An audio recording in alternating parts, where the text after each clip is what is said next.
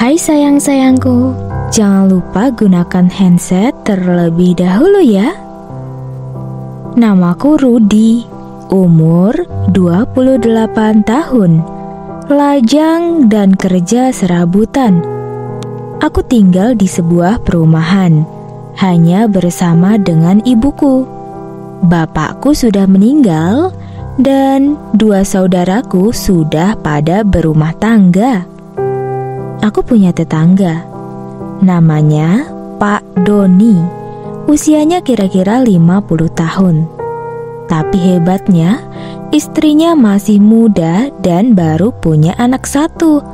Itu pun masih kecil.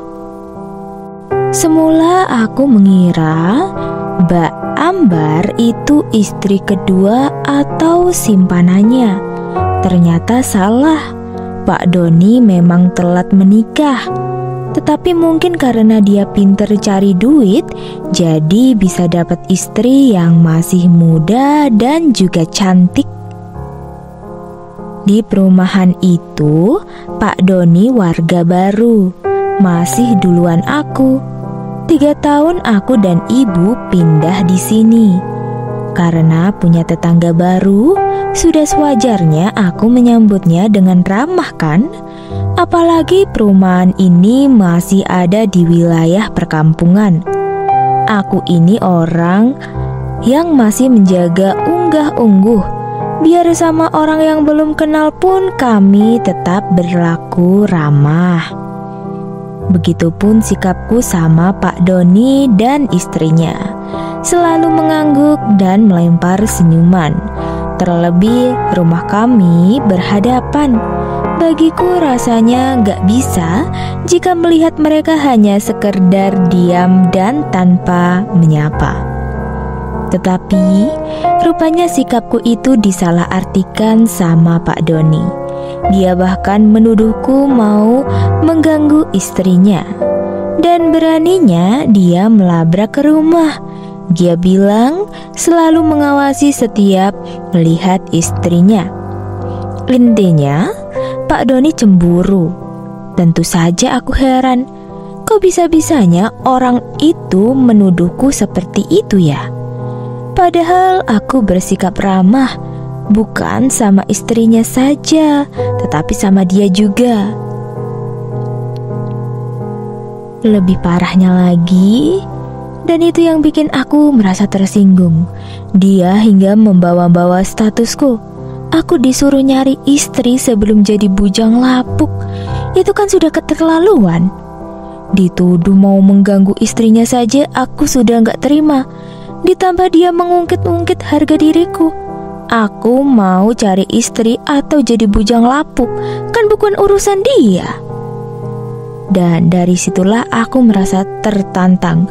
Ketimbang aku dituduh melakukan sesuatu yang gak aku lakukan, lebih baik aku lakukan sekalian, iya gak?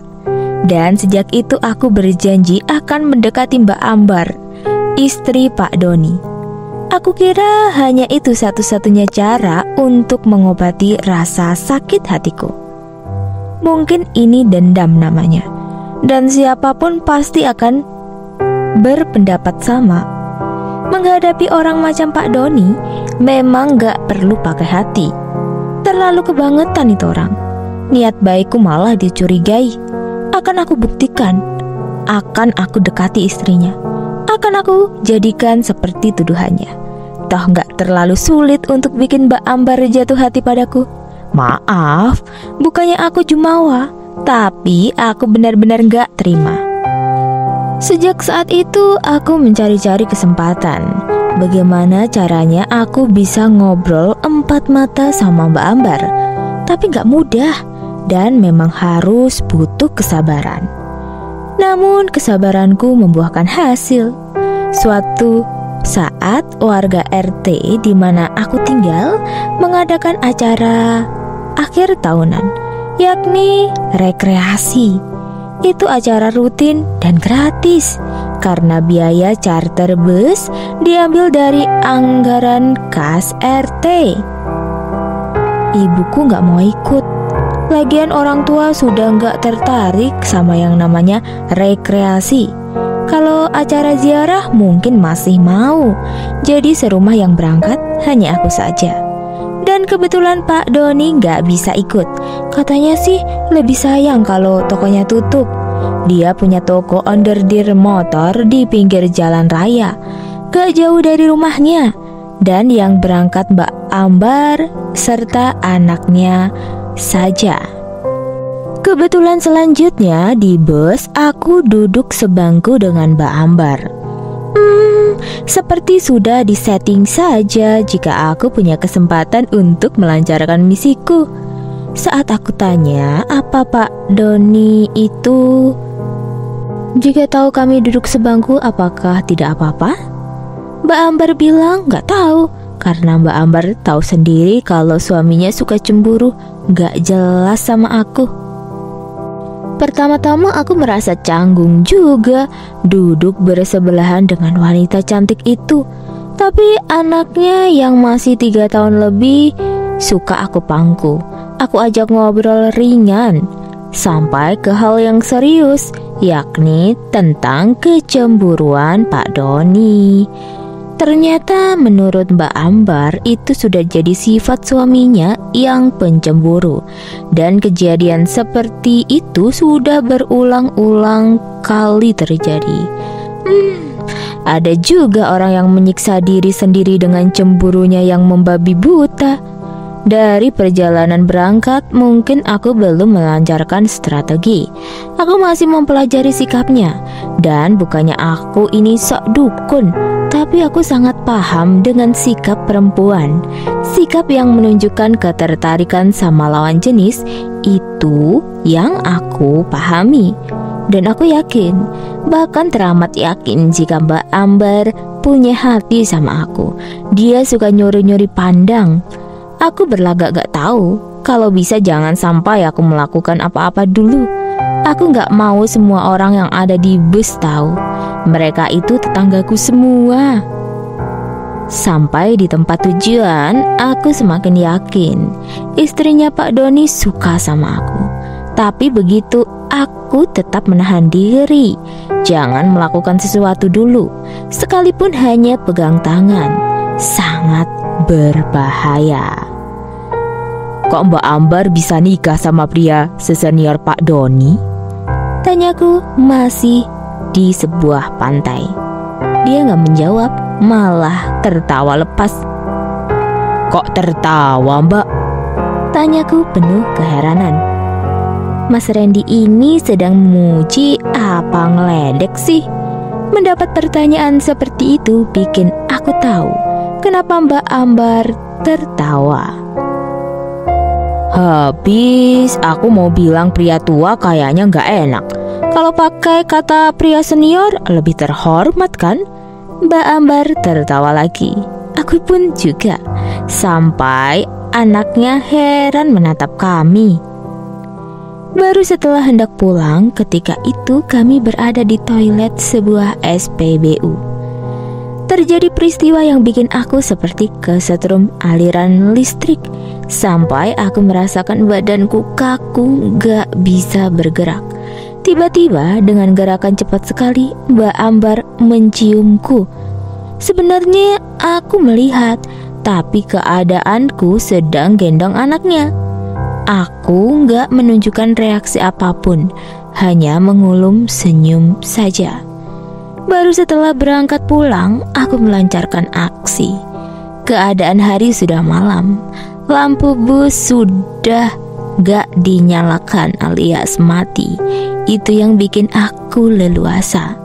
Aku dan Mbak Ambar memang diam tenang di bangku, sementara anaknya berada di pangkuan Mbak Ambar.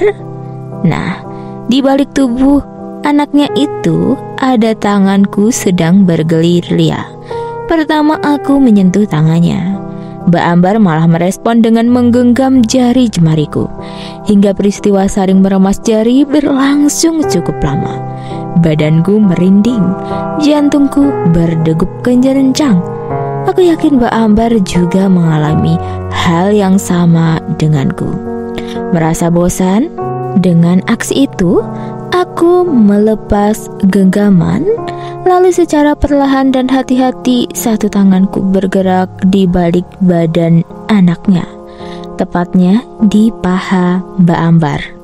Aku melakukan itu dengan sikap yang pura-pura tertidur, biar orang lain gak curiga. Tanganku terus menjalar. Perlahan, sesekali Mbak Ambar bergerak, memberi celah biar tanganku bisa mencapai tujuan. Dan jantungku kian berdetak tak karuan kala ujung jari-jariku sudah menyentuh segunduk bukit. Masih tertutup sehelai kain tipis. Cukup lama tanganku bermain di situ, mengusap-usap sampai aku merasakan ada yang basah di sana. Sedang Mbak Ambar mulai gak tenang. Dia menggigit jari telunjuknya untuk meredam suara nafas yang sudah gak normal. Singkat cerita, kejadian di bus itu bikin Mbak Ambar klimaks, sedang aku hanya gigit jari saja. Tapi aku masih punya harapan untuk memenuhi tekadku balas dendam. Hatiku tetap masih sakit jika belum mendapatkan Mbak Ambar. Mungkin mulut Pak Denny terlalu tajam sekali. Aku kok dilawan, batinku. Di lain hari, aku dan Mbak Ambar terus berkomunikasi melalui pesan WhatsApp. Ternyata banyak sekali kelemahan Pak Doni sebagai seorang suami. Mbak Ambar yang cerita sendiri. Aku mau ngajak ketemuan di luar, tapi dia gak punya kesempatan untuk keluar dari rumah. Tapi Mbak Ambar kasih bocoran, setiap pagi Pak Doni belanja ke pasar Loakan. Jam 8 pagi baru pulang. Namun begitu, Mbak Ambar gak mau aku ke rumahnya. Terlalu beresiko katanya. Dia mau nunggu kesempatan bisa keluar, baru dia mau kasih kabar aku. Tapi aku gak sabar. Kejadian di bus kemarin bikin aku semakin penasaran, ditambah dendam kesumatku kepada Pak Doni. Hingga pagi itu aku memantau rumahnya. Aku lihat Pak Doni sudah keluar dari rumah.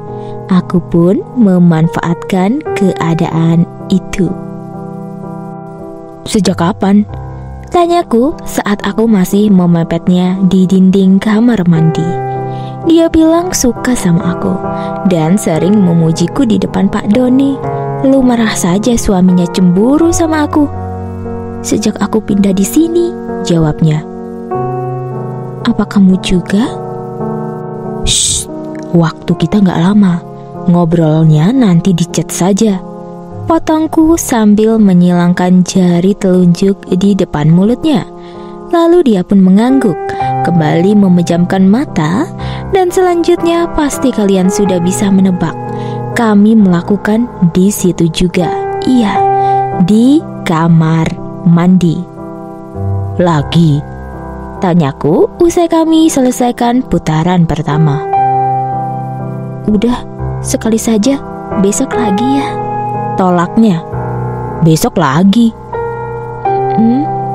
Dia menggumbam malu. Oke, sekarang aku pulang ya. Iya. Mas, aku yang sudah mau keluar balik lagi. Iya. Makasih ya, aku bahagia sekali. Sama-sama, kataku seraya mau membalikan badan. Mas, panggilnya lagi. Iya. Kulihat Mbak Ambar menyentuh pipinya dengan telunjuk. Kode dia minta ditinggalin ciuman. Aku pun menghampiri lagi dan aku kasih 2 kecupan. Selanjutnya aku benar-benar keluar dan pulang, merasakan tulang dengkulku seperti mau copot.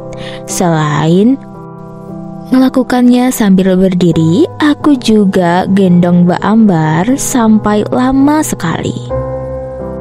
Dan di pagi-pagi berikutnya kami selalu mengulangi hal yang sama, semacam ritual pagi yang gak bisa kami tinggalkan. Aku lega, dendamku sudah terbalaskan. Kalau sikap Pak Doni masih juga judes sama aku, biarin. Aku senyumin aja sambil membatin. Aku sudah ngerasain pucumu. Dan jika mau cerita ini ada Lanjutannya silahkan tulis di kolom komentar.